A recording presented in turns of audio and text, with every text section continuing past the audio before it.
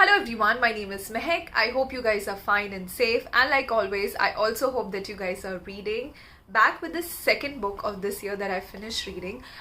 It's by an author that I have been really meaning to read from a while. The book that I finished reading is this one. It's called Silent. It's a paperback. The Power of Quiet in a World Full of Noise. It's by, that's how you pronounce his name, Thich Nhat Hanh.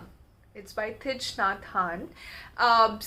Like I said, I've been meaning to read a book by him since a while. Now, for those of you who don't know, Thich Nhat Hanh is a Vietnamese monk. He's also a Zen master and a global spiritual leader. He's a poet. He's an author. He's written around 100 books, and he's known for his teachings on global peace, ethics, and mindfulness.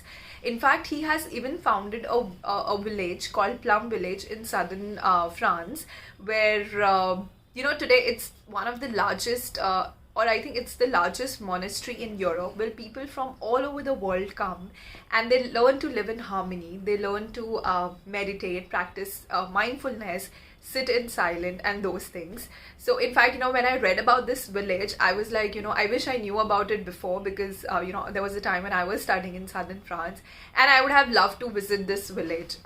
So yeah, that was all on the author and why I have been meaning to read a book by him. Coming to the book now, Silence, the Power of Quiet in a World Full of Noise.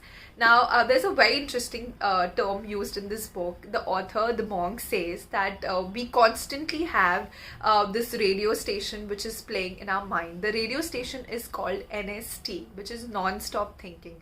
So he says that we have this radio station of non-stop thinking, which is always playing in our mind, and because of which we are not able to hear the call of life. And that's the reason we need mindfulness in our life, or silence in our life, that allows us to, quiet that noise that is constantly going on in our head.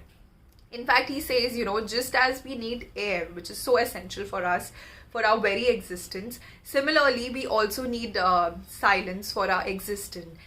Further, he adds, that silence is something, especially for city dwellers, it is something that, we fear, I would say, or we get uncomfortable with. So, for example, you guys must have noticed that whenever you travel to a hill station, or you go on a holiday which is away from the urban or city life, after a while, the first thing we notice is the stark silence. I remember always telling to my parents, that how quiet it is, and for some people, after a while, that that quiet or that absolute stark silence gets little uncomfortable or unsettling. And that's because we city dwellers are constantly surrounded by so much noise around us, whether it's traffic or general city dwelling noise that we keep hearing around us. So obviously, when we go to a place which is away from the city life, we get uncomfortable with the silence around us.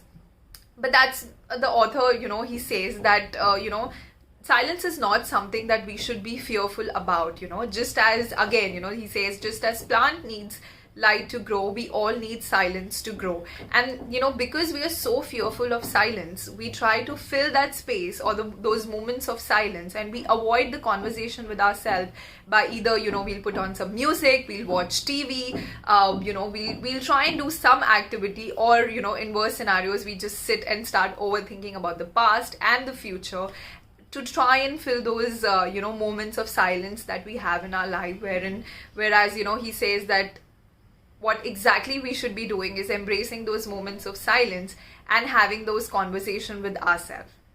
So this is what majorly he says in the book. Moving on, he further adds that silence is something that you can easily practice in your life. It is not something which is very difficult, or it is not something that you need to remove an extra time in your daily life and sit separately and do it. So what he says is that when you talk, you should talk. But when you eat, or when you walk, or when you're doing that activity, you only concentrate on that activity. For example, when you're eating, bring all your awareness to eating, and just eat and focus on the food on your plate.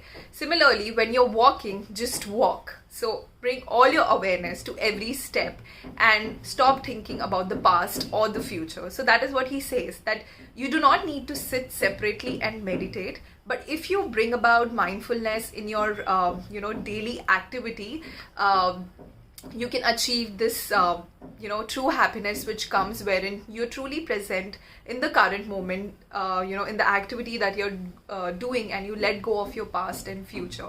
So for example, I'll tell you, there's this example that he says in the book, that the walk from your parking lot to the office chamber, your office building. So this is a walk that that you're going to take every day. You're going to park your vehicle and you're going to go to your office, So either you can choose to be distracted on this walk and think about the many tasks that you're going to be doing, or think about maybe an argument you had at your home, or think about the future. Or what you can do is you can be joyful, and even if it's a 2 minutes walk or a minute walk to your office or to the lift, you can be truly present in that moment. Be aware, breathe in and breathe out, and be aware of every step. So something that I've constantly, another example that I would like to give you guys is something that I've constantly been doing after reading this book. So you all know, it's a lockdown, and 50% work, and people are majorly working from home. So a lot of people are not there in my office, and luckily my canteen, the area where we all eat, overlooks a green patch and a mountain. And what I have started doing consciously is that I sit during my lunch hour. I do not look at my phone. I absolutely avoid it. Even if it rings or is there any message, I avoid looking at it. And all I'm doing is bringing all my attention and focusing just on the food on my plate and looking at the mountain, And trust me, those moments of silence that I have, and the author says exactly that, if you're able to do this, if you're able to, master this, or achieve this, or practice this deep silence, which is the art of not thinking, that is the deep silence that the author really wants us to practice, the deep silence of not thinking. You're going to feel this instant lightness and a sense of freedom. And exactly that's what I feel, those moments of lunch, 15-20 minutes that I sit there. And I, obviously some days are tough, the thoughts are coming, but some days, it's easy and there are no thoughts, and I'm right at that moment. I genuinely feel a sense of lightness, and that is what the author wants us to do. Practice this deep silence where you're not thinking. So silence is not something when you excuse yourself, sit in a corner and you're all quiet. Silence is something when there is no disturbance inside in your mind or in your heart. So you can be in a crowd, yet you can practice silence and you can practice solitude. Another important thing that he highlights, or a practice that we all can do, is he says start by 5 minutes of mindful walking, wherein you start with 5 minutes and you're walking and you take every step and you breathe in and you breathe out. And like I said again, and like I said earlier, I'll say it again, that you're aware of every step. So breathe in, breathe out, and be aware of every step. Stop thinking about your past and your future.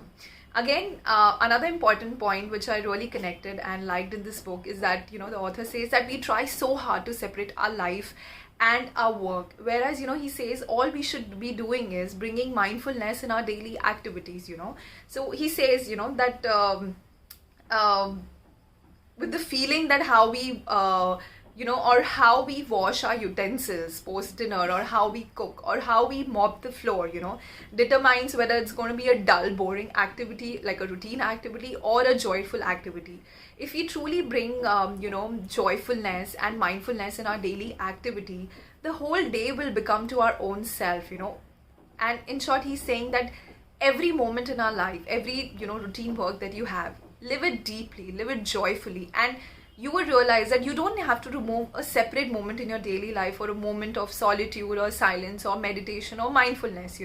If I'm cooking or if I'm reading and I'm fully present in that moment and I'm reading and I'm not worrying about the future, or I do not have regrets, or I'm not getting upset about my past, then I'm truly present in that moment and I'm full aware and I'm happy, And that is what he says, that your whole day will become a day to yourself, and you will be and that is the key to happiness, that he says, that when you live every moment deeply and joyfully.